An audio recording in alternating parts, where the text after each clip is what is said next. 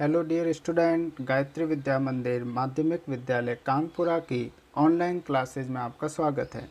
मैं विनोद परमार आज आपके साथ हिंदी विषय को लेकर चर्चा करूंगा। हम सबसे पहले हिंदी व्याकरण के संज्ञा प्रकरण से आज की क्लास आरंभ करते हैं। पिछली कक्षाओं में आपने संज्ञा प्रकरण को भली भांति पढ़ा है और आशा करता हूँ कि आप इसके बारे में परिचय भी रखते होंगे। आज हम इस प्रकरण के माध्यम से उसको थोड़ा और अधिक समझने का प्रयास करते हैं। साधारण शब्दों में नाम को ही संज्ञा कहते हैं।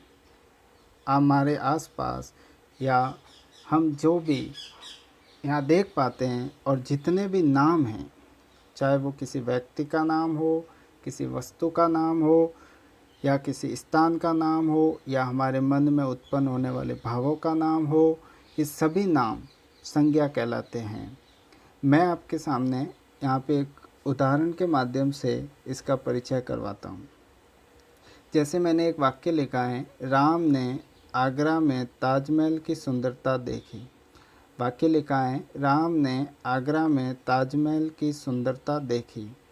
इस वाक्य में हम क्या देखते हैं? राम, आगरा, ताजमहल, सुंदरता, इन चारों शब्दों से हम ये देखते हैं कि या तो वो व्यक्ति का नाम है या किसी स्थान का नाम आ रहा है या किसी वस्तु का नाम आ रहा है या गुण का नाम आ रहा है या भाव का नाम आ रहा है। तो प्राय इस वाक्य में हम देखते हैं कि राम एक व्यक्ति का नाम है, ताजमहल एक वस्तु का नाम है, आगरा एक स्थान का नाम है, सुंदरता एक गुण या भाव का नाम है।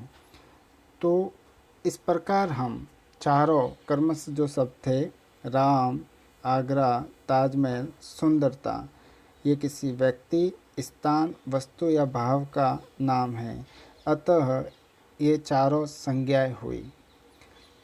अब आगे हम बच्चों देखते हैं कि इसकी परिभाषा आप अच्छे से अभी ऊपर जो हमने पढ़ा है इससे समझ गए होंगे कि किसी प्राणी, स्थान, वस्तु तथा भाव का बोध कराने वाले शब्द संज्ञा कहलाते हैं। परिभाषा वापस देखते हैं।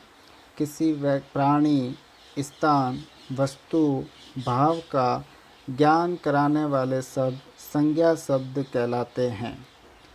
संज्ञा के हम ये जो नाम देखे, इनको अलग अलग भागों में कैसे बांट सकते हैं? कौन से शब्द व्यक्तिवाचक हैं, कौन से शब्द जाति का बोध करवा रहे हैं या कौन से शब्द भाव का बोध करवा रहे हैं? तो संज्ञा को मुख्य रूप से 3 प्रकारों में बांटा गया। संज्ञा के मुख्य रूप से 3 भेद होते हैं। कौन कौन से भेद होते हैं बच्चों? तो पहला इसका जो भेद होता है वो व्यक्तिवाचक संज्ञा, दूसरा जातिवाचक संज्ञा, तीसरा भाववाचक संज्ञा। कौन कौन से भेद होते हैं पुनः देखते हैं। व्यक्तिवाचक संज्ञा, जातिवाचक संज्ञा, भाववाचक संज्ञा। तो हमें अगर सामान्य ये पूछा जाए कि संज्ञा किसे कहते हैं, तो हम क्या बताएंगे? किसी प्राणी, स्थान, वस्तु तथा भाव का बोध कराने वाले शब्द संज्ञा कहलाते हैं। अगर आगे हमें पूछा जाए कि संज्ञा के भेद कितने हैं, संज्ञा के प्रकार कितने हैं, तो हम क्या बताएंगे? संज्ञा के मुख्य 3 भेद हैं, जो कि अभी हमने देखा था, व्यक्तिवाचक, जातिवाचक और भाववाचक। अब हम इनको एक एक करके देखते हैं। कौन से शब्द हमें व्यक्तिवाचक संज्ञाओं का बोध करवाते हैं या उनकी पहचान हम सामान्य कैसे कर सकते हैं? तो जिस संज्ञा शब्द से एक ही व्यक्ति, वस्तु, स्थान के नाम का बोध हो, ऐसे संज्ञा शब्द जिनसे एक ही व्यक्ति, वस्तु या स्थान के नाम का हमें ज्ञान हो, उन्हें व्यक्तिवाचक संज्ञा कहते हैं। कैसे? हम देखेंगे। प्राय इस व्यक्तिवाचक संज्ञा शब्द में किन किन के नाम आते हैं? तो व्यक्तियों के नाम, देशों के नाम, शहरों के नाम, नदियों के नाम, पर्वतों के नाम, त्योहारों के नाम, पुस्तकों के नाम, दिशाओं के नाम, समाचार पत्रों के नाम, दिनों के नाम, महीनों के नाम, ये सारे नाम व्यक्तिवाचक संज्ञा के अंदर आते हैं। जैसे मोहन व्यक्ति का नाम हो गया, राधा व्यक्ति का नाम हो गया, भारत देश का नाम हो गया, अमेरिका देश का नाम हो गया, जयपुर शहर का नाम हो गया, उदयपुर शहर का नाम हो गया। इस प्रकार से नदी है ना, यमुना, गंगा, पार्वती, माही, ये सारे नदियों के नाम हैं। तो व्यक्ति विशेष नाम हो, कैसा नाम हो? व्यक्ति विशेष। ये सभी नाम प्राय व्यक्तिवाचक संज्ञा के अंदर आते हैं।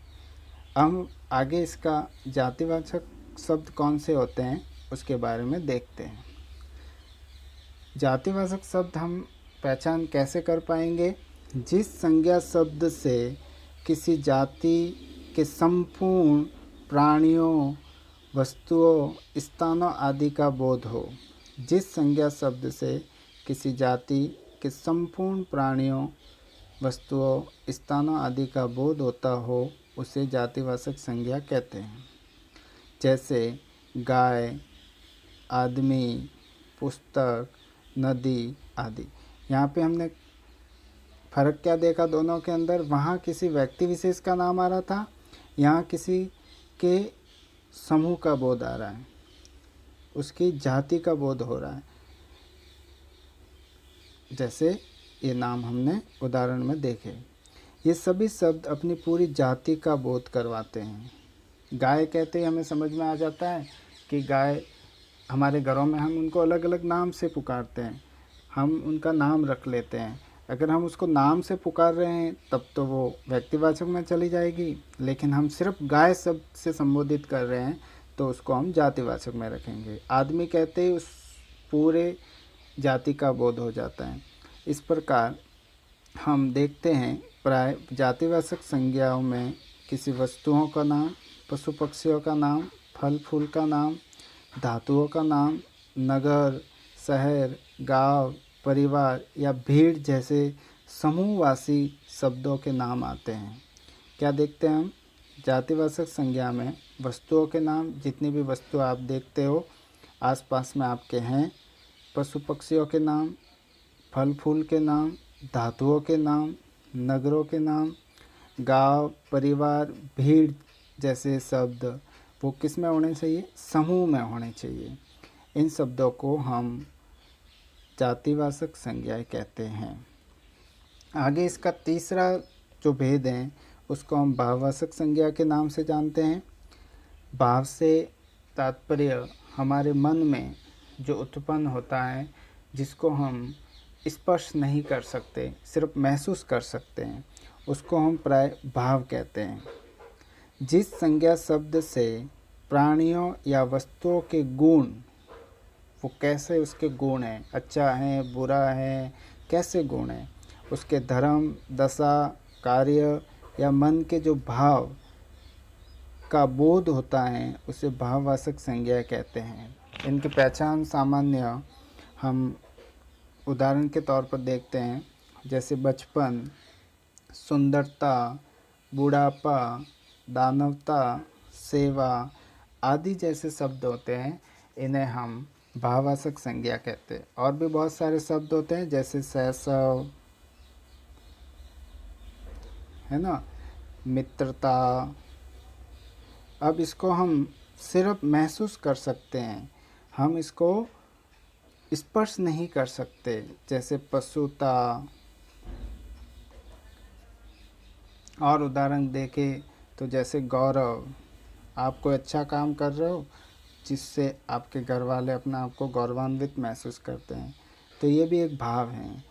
तो हमने अभी संज्ञा की परिभाषा देखी, संज्ञा की पहचान कैसे करते हैं उसे समझा, संज्ञा के कितने प्रकार हैं उसको देखा। तो हमने देखा कि संज्ञा मुख्य रूप से 3 प्रकार की होती है: व्यक्तिवाचक, जातिवाचक और भाववाचक। व्यक्तिवाचक संज्ञा की पहचान कैसे करते हैं, तो वो हमने ये नाम देखे, ये सारे नाम व्यक्तिवाचक संज्ञा में आते हैं। उसके बाद हमने देखा जातिवाचक संज्ञा किसे कहते हैं और कैसे इसकी पहचान की जाती है, तो ये सारे नाम यहाँ से हमने देखे। ये जातिवाचक संज्ञा में आते हैं।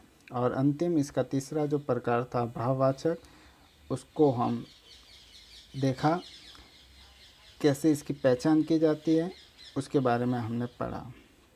आशा करता हूँ कि आपको ये सभी जो आज मैंने उदाहरण बताए ये समझ में आ गए होंगे। नहीं समझ में आए तो आप दोबारा इसको देख सकते हो। अब समझ में आया है या नहीं आया, इसकी पहचान हम कैसे करेंगे, तो इसके लिए मैं आपको एक काम बता रहा हूँ। हमारे जो हिंदी विषय की किताब हैं उसके अंदर गद्य के जो पाठ हैं उनमें आपको 2 या 3 पाठ लेने हैं और उसमें से संज्ञा के जो आपने प्रकार लिखे हैं, व्यक्तिवाचक, भाववाचक, जातिवाचक, उन्हें ढूंढकर उन शब्दों को इनके सामने लिखना है।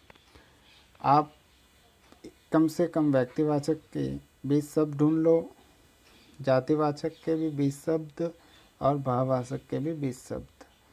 तो आप जब इन शब्दों को ढूंढेंगे तब आपको समझ आ जाएगा कि किस प्रकार इनको अलग अलग हम पहचान सकते हैं।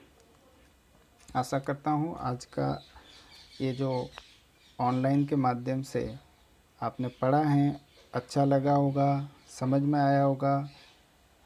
मिलते हैं अगले वीडियो में। Thank you.